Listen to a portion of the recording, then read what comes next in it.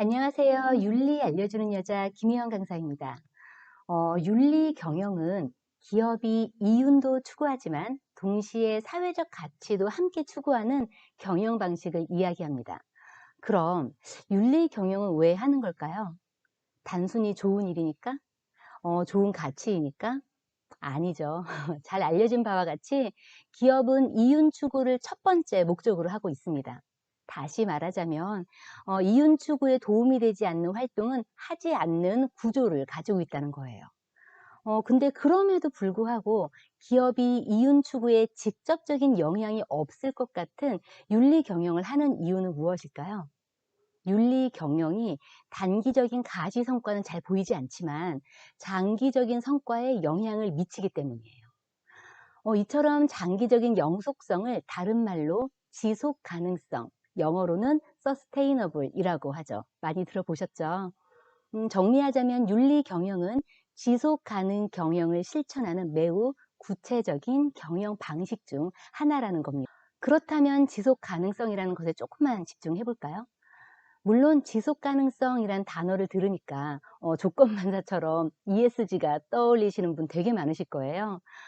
엄밀히 구분하자면 윤리 경영은요, ESG 중 S, 즉 소셜 혹은 G, 거버넌스, 다시 말하면 의사결정 구조의 구체적인 실천 방법 중 하나라고 볼 수 있습니다. 사실 윤리 경영은 아주 오래전부터 지속되어 오던 경영 방식 중 하나라고 볼 수 있는데요. 정도 경영이나 투명 경영과 혼용되어 사용되고 있기도 합니다. 그렇다면 결국 윤리 경영은 지속 가능성을 높이기 위한 경영 방식이라는 걸 알 수 있는데요. 어떻게 하면 지속 가능할 수 있을까? 매우 심플하게 지속 가능성을 저해한 요인, 즉 위험 요소 혹은 리스크를 없애면 되죠. 그렇다면 우리 기업의 지속 가능성을 저해하는 위험 요소에는 어떤 것이 있을까요? 사실 이 위험 요소를 알아차리는 것은 매우 중요합니다. 모든 기업의 위험 요소가 같을 수는 없어요. 그러나 유사한 지점에서 위험은 발생합니다. 그러니 우리는 어떤 지점에서 문제가 자주 발생하는지, 그리고 얼마나 치명적인 영향을 미치는지를 자세히 알아낼 필요가 있습니다. 이때 우리가 알아야 하는 개념이 바로 이해관계자예요. 우리 기업과 이해적 관계를 맺고 있는 대상을 의미하는데요. 책임지고 돈 버는 기업들이라는 책에서는 이해관계자를 기업 조직으로부터 자발적 혹은 비자발적으로 영향을 받고 기업 조직에 영향을 미칠 의도와 능력이 있는 모든 개인과 조직이라고 정의합니다. 즉, 이해관계자들은 개인일 수도 있고 조직 혹은 단체일 수도 있다는 것이죠. 그런데 이 정의에서 가장 중요한 단어가 뭐라고 생각하세요? 저는 개인적으로 의도와 능력이라는 것 같아요. 우리 기업에게 영향을 받기도 하지만 그에 따른 작용 혹은 반작용의 그 의도와 능력이 있다는 거예요. 그래서 단순히 기업의 제품이나 서비스를 구매하는 기준이 가성비뿐만 아니라 가심비, 즉 심리적인 만족감에 의해서도 소비가 이루어질 수 있다는 것이죠. 가장 대표적인 현상이 바로 돈줄이나 불매운동과 같은 윤리적 소비 현상입니다. 그렇다면 우리 기업들과 상호작용을 주고받고 있는 이해관계자들은 구체적으로 누가 있을까요? 가장 대표적으로 우리의 제품과 서비스를 구매하는 고객이 있을 수 있죠. 또 누가 있을까요?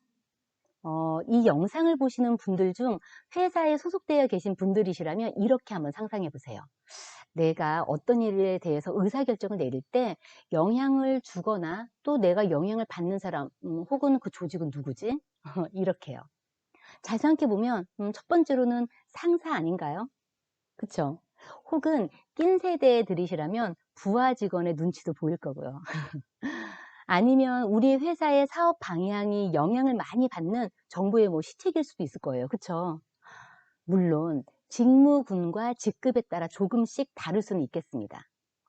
이렇게 우리 기업의 의사결정에 영향을 미치는 이해관계자를 경영학에서는 SPICE, 즉 스파이스로 구별하고 있습니다.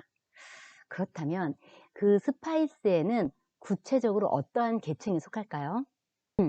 S는 소사이어티로서 사회적 측면을 말하는데요. 구체적으로 법, 국가, 정부, 국가기관, 지역사회뿐만 아니라 미디어 혹은 환경과 인권과 같은 보편적 가치까지 이렇게 아우르는 개념입니다. 단순히 돈을 더 벌 수 있다고 국가에서 정한 법을 위반하면서까지 사업 진행을 한다면 처벌은 물론 사회적 책임도 우리는 감수해야 될 겁니다. 두 번째 P는 파트너로서 우리 기업과 파트너 관계에 있는 대상들을 의미합니다. 이해를 좀 돕자면 이른바 갑을 관계에 있는 존재들을 의미해요. 자, 이제 우리는 갑을 관계에 있긴 하지만 그게 상하 관계가 아닌 상생의 동반자 관계로서 이렇게 변화하고 있음을 잘 알고 계시죠? 다시 말하자면 시대적으로 변해버린 갑을 관계를 인식하지 못하고 갑의 그 우월적 지위를 이용하려고 한다면 어떤 리스크가 발생할 수 있을까요? 네, 바로 갑질의 이슈가 발생할 수 있습니다. 세 번째 I는 인베스터로서 기업 투자자를 말합니다. ESG 경영을 주도하는 주축이 바로 투자자라는 것을 기억해 보면 기업의 자금 운용의 가장 핵심 축이라고도 볼 수 있어요. 그렇다면 인베스터들이 가장 원하는 것은 무엇일까요? 당연히 많은 수익과 배당이겠죠. 그러려면 투자를 위한 투명하고 또한 예측 가능한 경영을 원하는 것은 너무나 당연합니다. 그래서 인베스터들이 가장 요구하는 것은요, 투명성과 견제성이에요.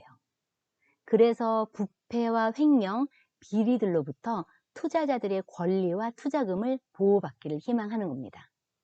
네 번째 C는 커스터머, 즉 소비자 혹은 고객을 의미합니다.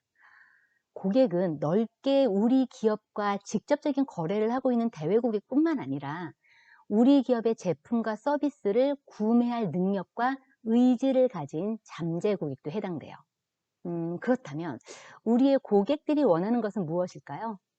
당연히 고품질의 제품과 친절하고 적극적인 서비스일 겁니다.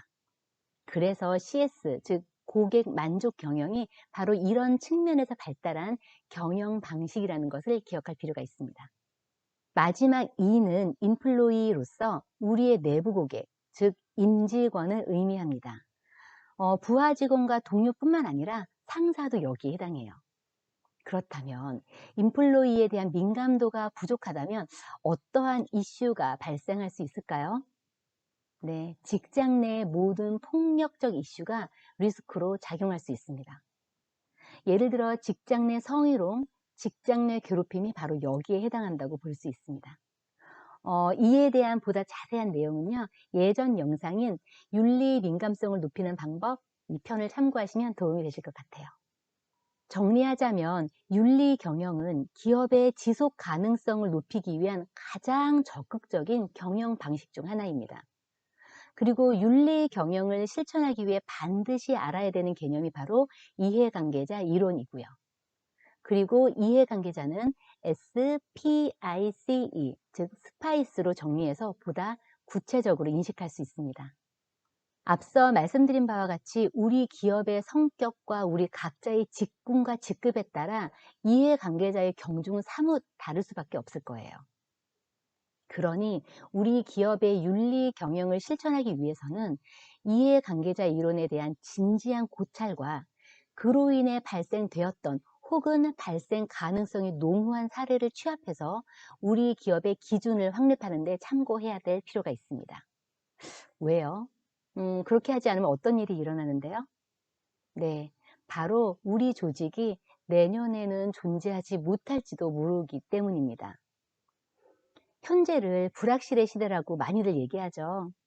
그래서 불안은 어쩌면 필수적인 감정일지도 모르겠습니다. 그렇다고 해서 우리가 늘 불안하게만 살 수는 없잖아요. 그러니 우리는 보다 구체적이고 실체적인 생각을 하는 습관을 가질 필요가 있습니다.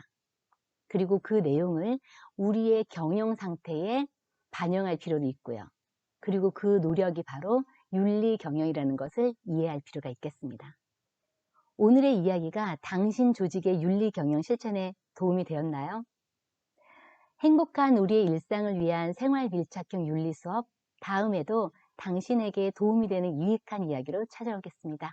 감사합니다.